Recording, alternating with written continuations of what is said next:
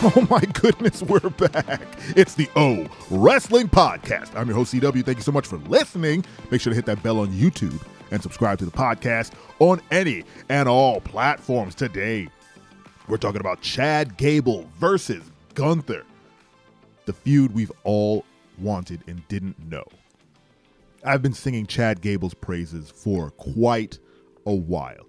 The man is a consummate professional. I think he had an interview with some outlet. It was probably Chris Van Vliet, however you say his name. Shout out to him and his 500 episodes, where Chad Gable stated that he felt Triple H saw him as a utility player, someone who can go out, put out great matches, put people over, and do the job when needed, right? And at some point that was going to pay off with something, and I think we're headed in that direction. So Alpha Academy has been great forever. I think we all know, even when they were heels, they were great. When they did the turn with Maxine a couple months ago, it was fantastic. They had all the parts in place to kind of get over with the crowd. They have their shoosh, they have the thank you, they have, all their kind of goofy antics. And I think we were all wondering when they were going to pull the trigger on Alpha Academy. I did an episode maybe a couple episodes ago for this season, and just talking about how Alpha Academy was on the right track with Maxine and how their academy actually became an academy, which I think they ended a little too quickly. They graduated her after 3 moves, which I don't think is proper. They should have kept that going, having a curriculum with her. They could have milked that for a long time and have her work her way through the women's division with wins and losses and kind of tracking her progress and kind of seeing where she ends up, and then culminating it in some sort of, I don't know, here's your big match against, Becky Lynch. We talked our way into it, and then she wins or loses, whatever, but then they graduate her. But, whatever. I'm thinking long term for that, because she's still super green, and Maxine is still great. She's making the most of this new gimmick, and I think it's fantastic, but they could have pulled it a little further. But now they have Chad Gable kind of moving to the forefront, and I think that's why they didn't keep the training thing going. They wanted to move Chad to the limelight. Otis had his time back in 2020 or 2021 when he won the Money in the Bank, and they didn't pull the trigger on it. But now it's Chad's time, I think, and they have him in a program with the Ring General, Gunther. I couldn't ask for a better opponent for Chad Gable. The reason being is that Chad Gable and Gunther are basically the same person. They're both ring generals. They're both fantastic professional wrestlers. They're both very technical. They've both command the ring. They both can go. They both put on fantastic matches. They're in the same league. And I think the best part about the angle of Alpha Academy versus Imperium is that they are opposite ends of a spectrum. So there is a story there. Gunther sees Chad as a viable opponent because Chad is a legit Olympic professional wrestler. And Gunther's whole thing is respecting the ring and becoming a real professional wrestler, and he does things by the book, but he's a heel. So everything he does, he does it with brutality. He does it with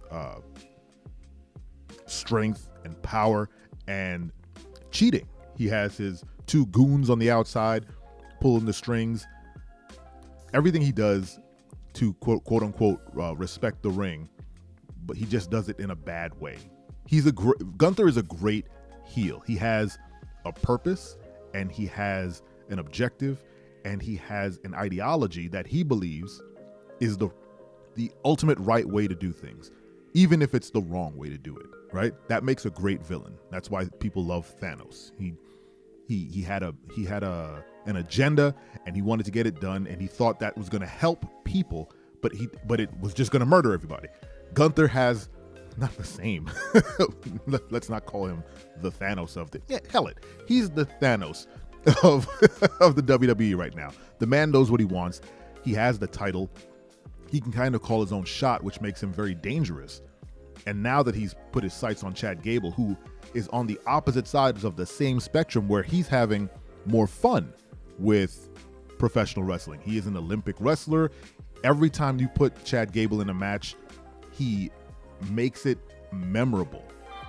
And no bigger scene than the fatal four-way that got Chad Gable the shot at Gunther's IC title, where all four men did a fantastic job, but they gave Chad Gable the big spot where he suplexed everybody off the top rope, and then he got the win. Chad Otis and Queen Maxine, the Alpha Queen Maxine, they are having the most fun.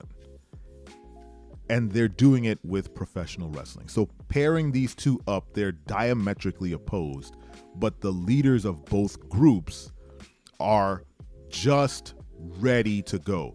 And having Gunther face Chad Gable in that 5-minute challenge, and then Chad surviving the 5-minute challenge, and then having an actual match afterwards is the ultimate let's put Chad Gable over. Because he was smart in the match. Chad didn't look to wrestle or out-wrestle Gunther in the 5 minutes. He looked to survive. So he did everything in his power to get through 5 minutes. He's like, I'm not going to try and pin you. I'm not going to try and do all this stuff. I'm going to survive this onslaught for 5 minutes, and then I'm going to win. That's the whole game. That's what you wanted to do. And he did it. And Gunther was on the back foot, and he demanded more time. Being the champ, he's going to get it. And then he ends up getting the win there.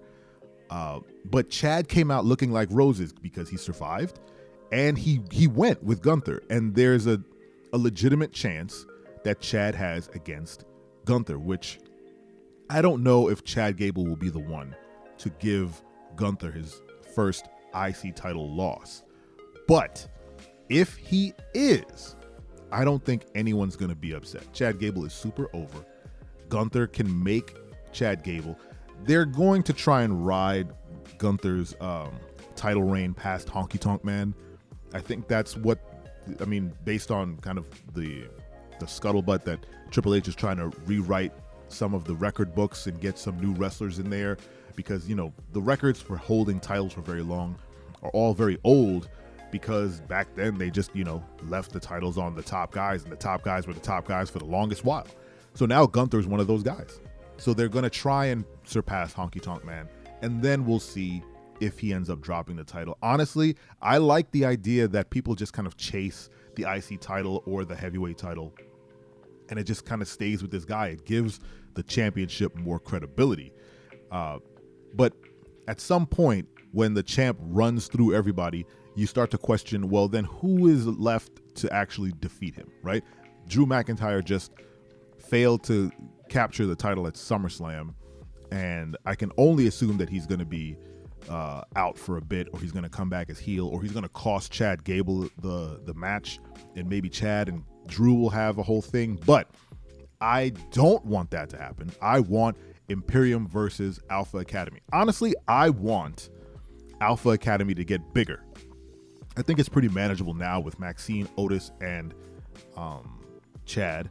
I think that's a very good core group, but I need Drew Gulak to move up back to the main roster and join that group as the craziest technical professional wrestling faction in WWE. If anyone, no one's listening to this, but if anyone hears this working at WWE, please tell Drew Gulak to strap on the red, white, and blue, get up to Raw, and help out his boy Chad Gable, because that would be the most dominant tiny man faction in the WWE. Anyway, what do you guys think of Gunther versus Chad Gable and the Alpha Academy versus Imperium? Let me know in the comments. Thank you so much for listening. I hope you guys have a fantastic day, and make sure to listen to more episodes on YouTube, and don't you ever forget. I'm your friend, but if I ever see you in the ring, I can beat you. Don't you know? Yeah, yeah, yeah.